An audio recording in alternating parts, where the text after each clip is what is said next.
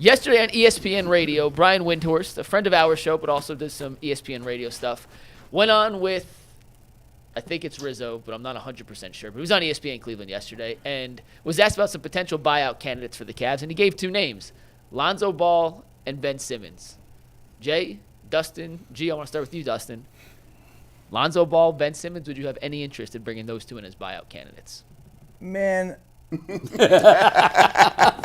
Lonzo Ball, I thought was for a second had a chance to be pretty good before the injuries. So I don't know. I mean, Simmons still can't shoot, right?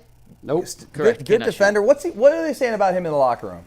Because he's kind of a weirdo, right? I think there are issues. Yeah, I would not say he's the greatest locker room guy in the world. Chemistry issues would definitely be a concern. Ben Simmons be strange, man. I know he is. He's a weird duck. He's a different cat. Just that, like, you ever get one of them dudes in the locker room and you be playing with them, and they just mush mouth. They don't say nothing. Guys will be yucking it up laughing. They just walk by like they got something wrong. They're always smelling something sour. Like we get there as quiet guys, right? But then there's guys that are quiet and standoffish. We used to have to make people do stuff. We used to have like rookie shows, make guys stand up and sing. Come out of their shell. Yeah, you got to do something. And Ben Simmons, after he had that traumatic situation where he couldn't make a layup, I think that screwed his whole life. Like think about that. Think about it. If it's like a pitcher, and all of a sudden one day, Jay, you can't find the strike zone with regular fastballs. And you're like, but I'm the number one prospect. Or a second baseman like Chuck Knobloch, who just could not throw the ball to first base. Or a catcher like Mackie Sasser, who couldn't throw the ball back to the pitcher. It's just I think it got it in his head and it destroyed him, physically. It's like a golfer that gets the yips with a putter. You're done. You're done. He was one of the most gifted passers. His rookie year, it looked like if this dude could just give me a regular jump shot, not a three-point shot, just give me a jumper. We don't even care if you shoot free throws.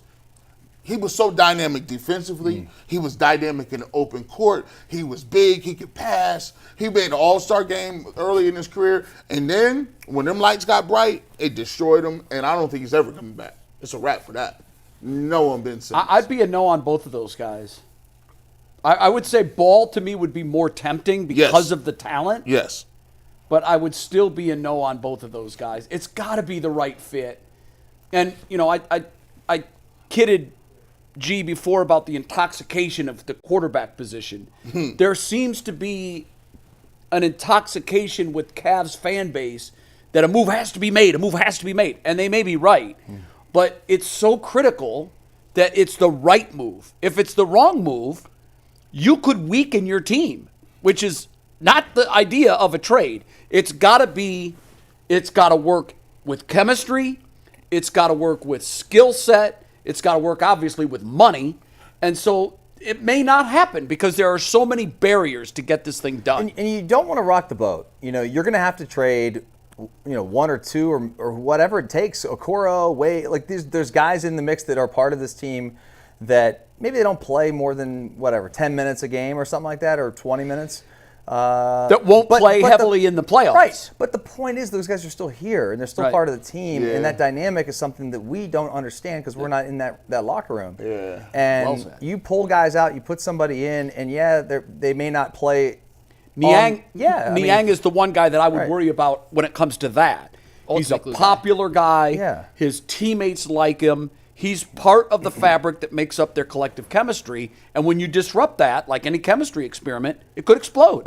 When you're in a locker room, and all of us played sports at a high level, and if somebody leaves that locker room, even if they didn't have a huge impact on the court, on the field, what have you, when they're gone, you're looking around, you're like, it just feels different right now, doesn't it? What's different? So-and-so's gone. It's like Johnny's gone. It's like, they say, hey, listen, Ultimate Cleveland Sports Show, it was nice. But to get on KYC full time, we need to make a deal. We need to make a change. We need to get one of these ESPN dudes. All of a sudden, they come trotting them in. They say, listen, two of y'all got to go. We don't to make this money match. Like, two of y'all got to go. Then they had a conversation. Now you're looking around. You're like, dang, bro. I know a Skip. and that's a big gift for him. But 5 of us got to go. It's going to be just Jay, Bull, and Skip. Now think, these people you work with, like that, but that really happens in the NBA. They be really like, we get Cam Johnson. That means Niang got to go. Struce, and then and people catch strays because they can have anybody other than the core 4. They like, dang, I thought Well, I thought we was balling. Well, for Simmons and Ball, at least in this case, they'd be buyout guys. So so it's different with these two. Right. But with the other ones, there's so many barriers to getting this damn thing done. I gotta tell you, though, if you had to say feet to fire, do they make a deal or no? I don't want to give away tomorrow's entire segment. Okay. I will say I think it is very difficult to put together big enough pieces to make a splash. However, and we have to take this into consideration, then I want to show you guys something else. The Cavs will be a second apron team next year when Evan Mobley's extension kicks in. And definitively. Extension. Barring, they're right now projected over the second luxury tax. Exactly. Second apron. It is significantly harder to make any kind of move of substance when you're in that stage than they are right now. I agree. So if you Jason's know you're talked about it going to many be times. a second apron team next year, now is the time to make a move because you have the ability to. Look at the Phoenix Suns, for example, who are currently a second apron team and would literally give Bradley Beal away for a bag of pebbles if they could. And they cannot because of the fact that they need to match salaries to the dollar. Yep. If it's not to the dollar, you can't make a deal. You can't trade with certain teams that aren't.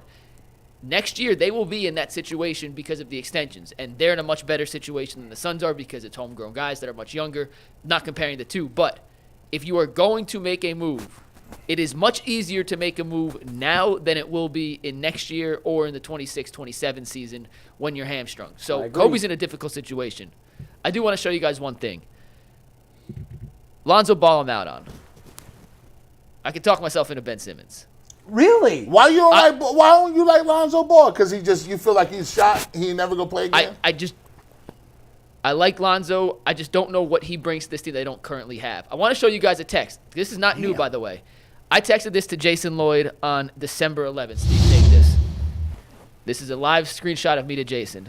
Call me crazy. Maybe it's just after a heavy squat day, but I think I talked myself into for a very specific minimum role if I had to, and that is Ben Simmons.